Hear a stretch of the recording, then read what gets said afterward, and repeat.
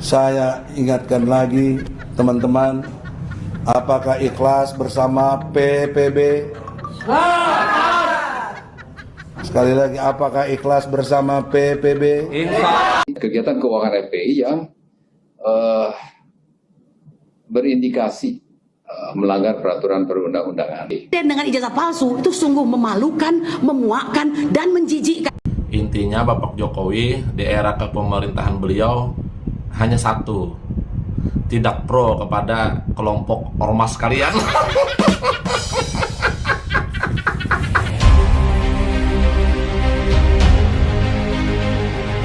Ya teman-teman, selamat bergabung kembali. Kali ini kita akan menyimak sebuah video yang cukup menarik di mana Ketua Umum Partai Pemersatu Bangsa, Bang Egy Sujana, siap mencalonkan diri sebagai Presiden Republik Indonesia di tahun 2029. Ditemani oleh para loyalis, para antek-anteknya. Di sini Bang Egy Sujana meminta restu kepada seluruh masyarakat Indonesia atas pencalonan dirinya kelak di 2029. Nah, mari kita simak videonya. Tanggal 18 Februari, Reborn lahir kembali, insya Allah. Takbir. PPB semuanya. Partai Pemersatu Bangsa. Atas izin Allah, insya Allah suatu saat dimenangkannya. Innallah la yukhliful mi'ad. Allah maha benar janjinya, tidak ada yang bisa diingkari. Oleh karena itu, dengan segala kekurangan kita, tapi Allah pasti bisa melengkapinya karena kita komitmen berupaya menegakkan hukum-hukum Allah. Takbir. Oleh karena itu, everybody yang tidak suka, tidak apa-apa. Lakum dinukum. Yang suka, mari kita bergabung. Kalau tidak, ya sinergi saja. Jadi kita rileks dalam politik. Nggak boleh tegang-tegang, tetapi harus tegas dalam prinsip, dalam memegang nilai-nilai kejujuran, kebenaran, dan keadilan. Inilah sesungguhnya agama Allah. Nilai kejujuran, nilai kebenaran, nilai keadilan. Untuk mendapatkan jubedil ini, jujur benar adil, mesti dilalui dengan cara berpikir yang objektif, sistematis, toleran.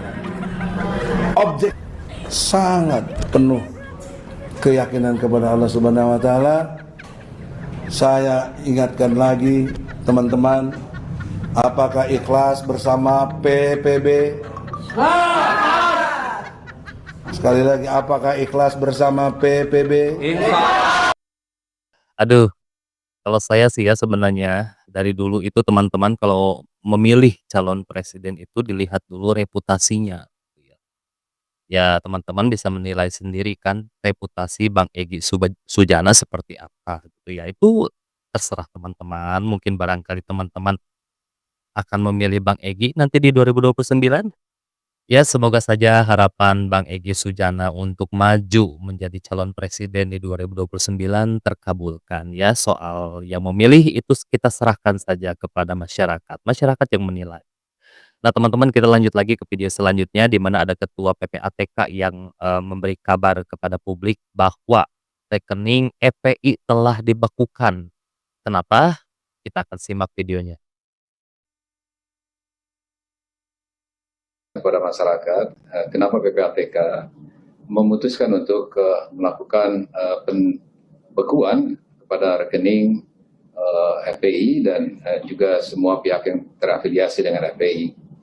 Nah, pertama-tama tentu ini sangat terkait dengan hasil keputusan pemerintah sebagaimana disebutkan dalam SKB yang menyatakan bahwa FPI ini sebagai organisasi terlarang dan tidak boleh melaksanakan kegiatannya. Oleh karena itu, tentu kita sama-sama mengetahui bahwa salah satu kegiatan yang terkait dengan organisasi itu adalah kegiatan yang terkait dengan keuangan. Oleh sebab itu, maka untuk melakukan penelitian lebih lanjut terkait dengan transaksi keluar masuk rekening FPI ini, PPATK perlu melakukan langkah-langkah untuk melakukan analisis dan melakukan pemeriksaan. Pembekuan atau penghentian transaksi itu dimaksudkan untuk mempermudah sebetulnya analisis dan pemeriksaan yang akan kita lakukan. Di dalam analisis dan pemeriksaan yang akan kita lakukan, tentu kita akan melihat sebetulnya berbagai kegiatan yang dilakukan, kegiatan keuangan yang dilakukan oleh FPI, dalam hal ini kegiatan keuangan FPI yang berindikasi melanggar peraturan perundang-undangan. Ini upaya yang kita lakukan tentu saja untuk memastikan apakah memang ada kegiatan-kegiatan keuangan yang terkait dengan hal-hal yang melanggar peraturan perundang-undangan atau tidak sesuai dengan keputusan sebagaimana tercantum pada SKB yang sudah dikeluarkan mengenai FPI ini. Oke, adanya dugaan indikasi ya penyalahgunaan dana ya yang masuk ke rekening FPI gitu. Ya mungkin dipakai dana buat demo. Nah, jadi ketua PPATK barusan ini akan meninjau ya. Mungkinkah ada indikasi penyalahgunaan dana? Apabila terbukti, maka pembekuan itu akan berlanjut ditutup mungkin ya. Tidak ada lagi dana yang akan masuk ke Ormas FPI. Nah, kita akan lanjut lagi menuju ke video selanjutnya di mana ada seorang bapak ya, ini adalah gerombolannya Bang Egy Sujana yang kembali mendatangi Mabes Polri untuk mempertanyakan laporan ijazah palsu Bapak Jokowi. Nah, sekarang ini kan teman-teman isu ijazah palsu Bapak Jokowi ini kembali lagi mencuat ya, kembali lagi rame. Padahal ini adalah kasus yang sudah lama sekali ya. Ibaratnya ini sudah gosong terus aja digoreng-goreng sama mereka gitu kan. Nah, jadi seperti apakah pesannya disampaikan oleh Bapak ini? Mari kita simak. Sebelum Jokowi mati. Ya, jadi sebelum Jokowi mati, saya minta kepada kepolisian, Pak Listio Sigit, yang saya hormati, yang saya cintai, tangkap dulu Jokowi. Kalau Pak Listio nggak berani, mohon maaf Pak Listio, lebih baik mundur.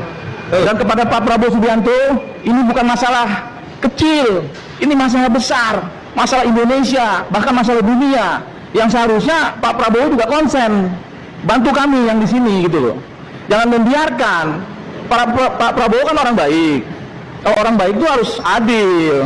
Ketika ada kezoliman di sekitar Pak Prabowo nih, di dekat Pak Prabowo yang orang Solo ini, harus dihukum seadil-adilnya. Jangan dibiarkan. Karena apa? Ketika Prabowo membiarkan hal ini, rakyat akan melihat Prabowo sama aja. Mana Pak Listio Sigit mau nangkap Bapak Joko Widodo? Kesalahannya apa, brother? Ijazah? Basi? Habis itu kan, kalau nggak berani mohon maaf. Ya, lebih baik mundur. Memang kau siapa? Mau nyuruh Kapolri mundur? Kau aja mundur. Ini kalian ini geng-geng penyakit hati, pikiran terganggu. Kalian ini semuanya mending kalian ke rumah sakit lah ya kan. Cek kejiwaan kalian dulu. Yang kalian bahas nggak habis-habis Jokowi. Kenapa? Karena HTI, EPI dibubarkan Pak Jokowi. Jadi sakit hati berkepanjangan. Kalian ini kan anak buahnya siapa kita tahu. Terus kau bilang lagi kan. Kau bilang kepada Prabowo Subianto. Ya. Ini bukan masalah kecil, ini masalah besar, masalah Indonesia, bahkan masalah dunia. Apa pula urusannya ijazah Pak Jokowi masalah dunia, bengak kali pun kau. Terus kau bilang lagi, yang seharusnya ya Bapak Prabowo juga konsen bantu kami yang di sini, gitu loh. Siapa yang mau bantu kau, Pak Prabowo? Mimpi kau. Yang kau tuntut entah apa-apa. Seluruh dunia nggak akan percaya orang kalau seorang Joko Widodo nggak punya ijazah. Kau ajanya kaum penyakit hati, penebar fitnah, mau minta bantuan pula sama Presiden Republik Indonesia, Bapak Prabowo Subianto. Terus kau bilang Prabowo kan orang baik. Nih kalau tipe-tipe penjilat ya kan, Giliran Pak Prabowo, Pak Listio Sigit orang baik. Ya, giliran Pak Jokowi orang jahat karena udah menghapuskan EPI dan HTI dari negara Republik Indonesia ini. Terus gua bilang kan, orang baik ya itu harus adil. Justru karena adil lah Pak Prabowo, ya kan? Gak perlu ditanggapinya sampah-sampah kayak kalian gini. Terus gua bilang lagi, ada kezoliman di sekitar Pak Prabowo. Orang Solo ini, kalau manggil Pak Jokowi ya, orang Solo ini, Joko Widodo. Orang Solo itu yang membawa negara Republik Indonesia ini maju. Cuman kalian aja buta hati, buta mata, buta telinga. Gua bilang orang Solo ini harus dihukum seadil-adilnya. Kau aja yang dihukum. Karena apa? Penebar fitnah. Kami akan terus ya melakukan sampai Jokowi diadili, sampai Pak Prabowo berani menangkap Jokowi. Udahlah, ya kan, kau tuntut aja terus sampai liang lahat. Ya, jadi mereka ini tidak mau ya Bapak Jokowi di akhir hayatnya itu tidak melalui hukuman gitu. Jadi sebelum Bapak Jokowi meninggal itu mereka ingin Bapak Jokowi dihukum dulu gitu. Nah, teman-teman, ini juga ada advokat ya yang terkenal, Ibu Kurnia, yang selalu menyerukan ijazah palsu Bapak Jokowi. Dan di sini dia kembali lagi koar-koar di sebuah forum ya, membahas kembali ijazah Bapak Jokowi ya, seperti biasa kata-katanya itu selalu disisipkan kata-kata yang tidak pantas kepada Bapak Jokowi. Ini kembarannya Iva Villa ya. Entah kakaknya Iva Villa. Nah, kita simak videonya. Sekalian, apalagi ini menyangkut orang pertama dan utama di negeri ini, yaitu presiden. Jadi sungguh merupakan suatu dagelan luar biasa abad ini, ya, karena kita sudah berani mengatakan dengan adanya penelitian dari saudara Rismon Sianipar itu, doktor itu ya, dan alumnus UGM yang sungguh merasa malu dan terusik hatinya sehingga melakukan penelitian ini sangat penting. Yang selama ini gembar-gembor menyatakan ijazah palsu siapa? TPUA kan? Jadi kita membutuhkan pembanding nih, yaitu orang di luar TPUA yang menyatakan bahwa ijazah itu palsu dan dia kredibel untuk mengatakan demikian karena ada gelar doktornya dan dia paham itu gitu. Dan kita nggak kenal sama dia. Nah, kita tidak kenal dengan dia, nggak ada klik sebelumnya. Jadi kita menganggap kadang-kadang bantuan Allah itu datang di akhir-akhir pada saat kita sudah hopeless, kehilangan harapan begitu ya. Walaupun kami nggak pernah kehilangan harapan dan saya tahu betul bahwa di TPUA di bawah Bang Egy, Bang DHL, Bang Damai Harlubis, Bang Rizal Fadilah, semuanya itu step by step tetap kukuh dan istiqomah. Walaupun seperti yang saya katakan dalam berbagai video, tidak dibayar 1 sen pun ya. Nah, kenapa? Karena kita tahu ini mahal. Istiqomah itu mahal begitu. Nah, Bapak Ibu sekalian, saya sebenarnya ingin menggugah hati bangsa Indonesia ya. Anda itu sebenarnya sudah melihat kecurangan, kejahatan yang luar biasa. Ya, memang dilakukan oleh orang yang primus inter pares tadi. Apa boleh buat, dia sudah terpilih sebagai presiden dengan segala akal bulus yang terjadi, didukung oleh orang-orang kuat ya, sedemikian rupa, dan mungkin ya karena Allah ingin memberikan pelajaran kepada kita, diizinkanlah dia menjadi presiden ya sampai 2 periode. Tetapi presiden dengan ijazah palsu itu sungguh memalukan, memuakkan, dan menjijikkan. Presiden dengan ijazah palsu sungguh memuakkan dan menjijikkan gitu kan. Emang segala sesuatu itu harus diukur dengan ijazah ya. Yang kita butuhkan itu adalah pemimpin yang kelihatan kinerjanya ya, mementingkan rakyat, mementingkan bangsa dan negara ini gitu. Ijazah itu adalah hanya sebagai tanda bukti bahwa orang itu pernah sekolah gitu loh. Nah, kita simak pendapat para netizen menanggapi statement dari Bu Kurnia barusan ya. Saya lebih muak lihat video Anda, Ibu. Makanya videonya saya stage. Apalagi Anda bergelar advokat, berbicara dengan lantangnya, bahasa memuakkan. Sedangkan ketika waktu Bapak Presiden Joko Widodo menjabat sebagai presiden, Anda sendiri itu menikmati sebuah yang namanya kebijakan dari Perpres. Anda sendiri dan keluarga Anda lah sebuah penikmat yang sudah didapatkan dari waktu Pak Presiden Jokowi itu menjabat sebagai presiden. Saya lebih muak kepada Anda. Tolong share videonya kepada netizen untuk sampai kepada Ibu selaku advokat. Ya, Sebenarnya sih bukan tidak pro kepada rakyat sebenarnya Bapak Jokowi itu. Intinya Bapak Jokowi di era kepemerintahan beliau hanya satu, tidak pro kepada kelompok ormas kalian.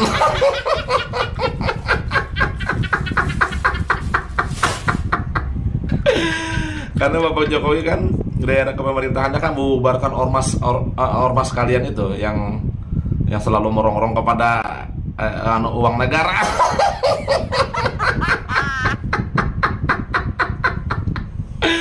Jadi bukan tidak pro kepada rakyat, tidak pro kepada kelompok kalian, kelompok ormas terlarang kalian.